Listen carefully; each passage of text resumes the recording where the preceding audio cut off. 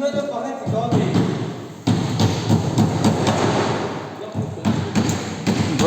Executive Committee Hat lang Bawkar Siam Hat lang le Signboard tur Achung vel kan tifai bo kan ni P5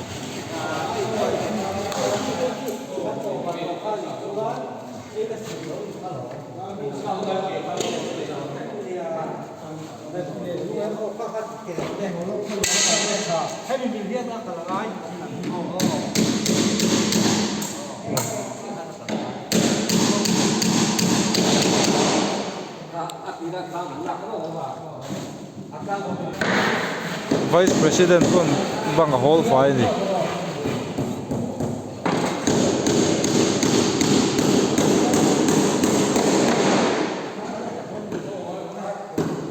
Ceiling te, ceiling le bang vel, ventilation vel te.